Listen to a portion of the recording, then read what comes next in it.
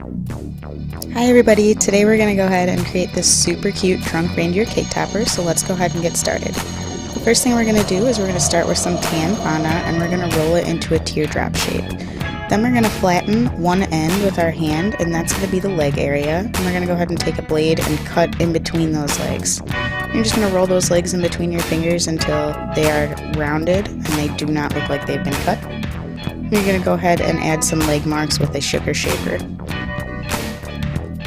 So the next thing we're going to do is roll the stomach. So we're going to take an even lighter tan and we're going to cut a large oval. And that's just going to be placed right on top of the stomach. And you can adhere it with some Tylose glue.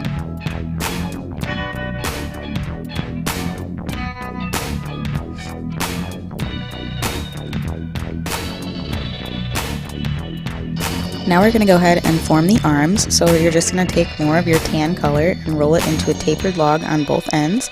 And then you're going to cut the arms with a straight blade.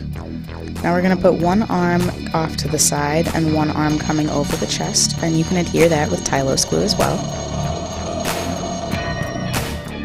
So now we're going to go ahead and create the head, and for that you're going to take the same tan color fondant as the rest of your body and you're going to roll it into a teardrop shape.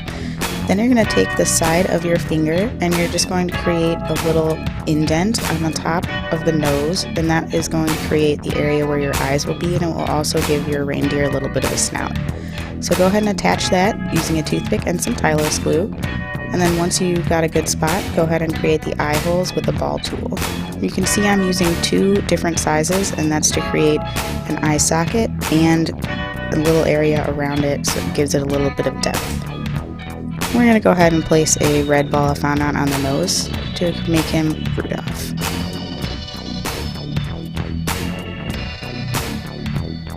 Now we're going to go ahead and create our hooves.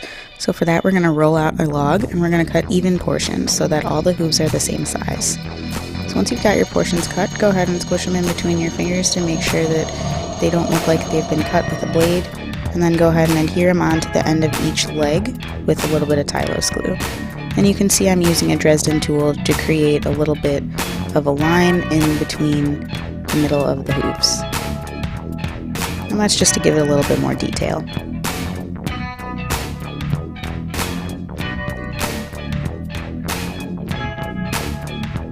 So now we're going to go ahead and create our antlers. So we're going to roll out a bit of dark brown fondant, and you want it to be about 1/8 of an inch to 1/4 of an inch thick.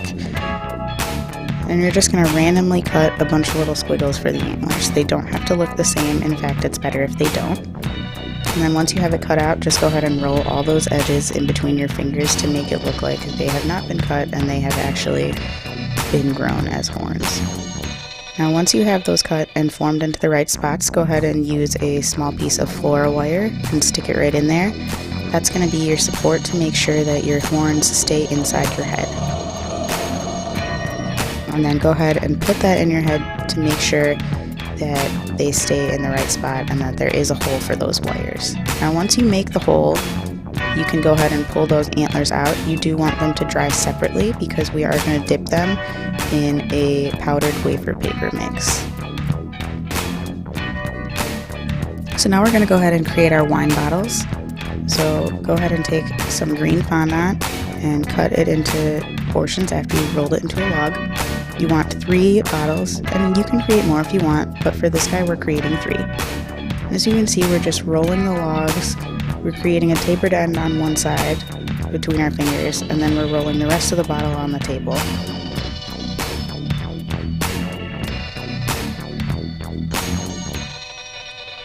And again, we're just going to go ahead and create 3.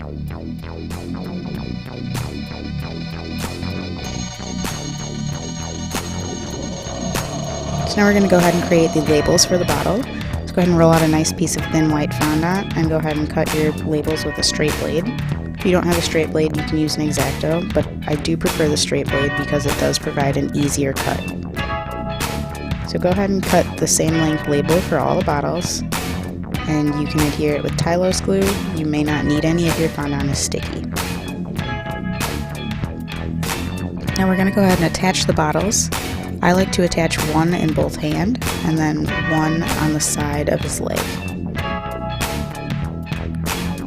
And you can see I'm just adhering with Tylose glue. There's no skewers or anything added in. And then to finish off the bottles, you're just going to want to add a little piece of light yellow fondant to mimic a cork. So now we're going to go ahead and create the string of lights, and for that I'm using my food extruder. And this is available from Polymer Clay Express, and I'm using one of the smaller round tips to create my string of lights. Now, in order to get your fondant to go through the extruder easier, I recommend adding a little bit of shortening, and that's just so your fondant is more pliable and it doesn't hurt your arm to try to squeeze it out. And then you can just go ahead and add your light string wherever you think they look best. I add my light strings on, and then I add a little bit of Tylose glue underneath in some spots to make sure that it sticks. You want to make sure that you're not adding a bunch of Tylose glue in a bunch of spots, because you don't want to be able to see it from under your thin strand of lights. So really be careful where you're putting it.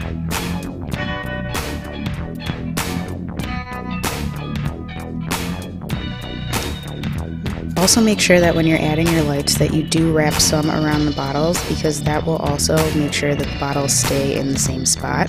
It gives them a little bit more support, and it makes sure that they don't move around that much.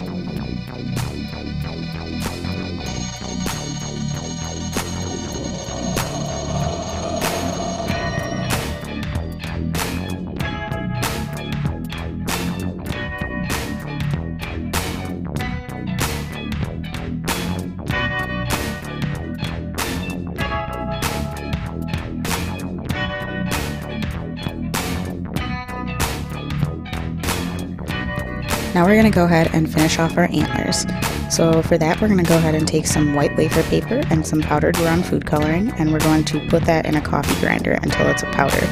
Then we're going to go ahead and take some piping gel, and we're going to cover our antlers in the piping gel completely. Then we're going to go ahead and submerge our antlers in our powdered brown wafer paper mix.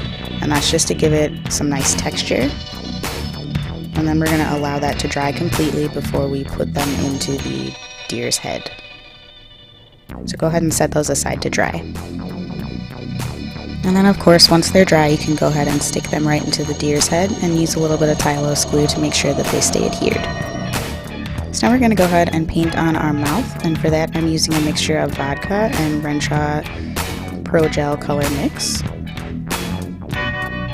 And I'm just using a very fine brush. I believe it's a 00. And you're just going to want to do a little squiggle on both sides of the mouth. And then you're going to go ahead and add some X's to the bottles to illustrate that it is indeed alcohol.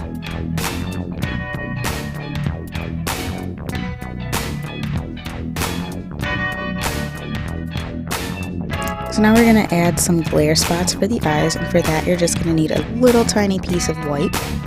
And you can adhere it with Tylose glue, but you may not need any if your fondant is sticky.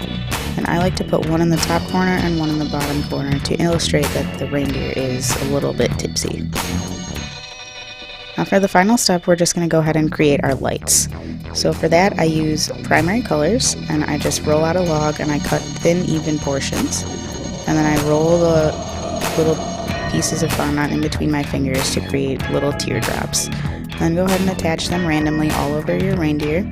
There's no specific pattern. If you want it to have a pattern, you are more than welcome to do so, but I do find it looks best when they are random.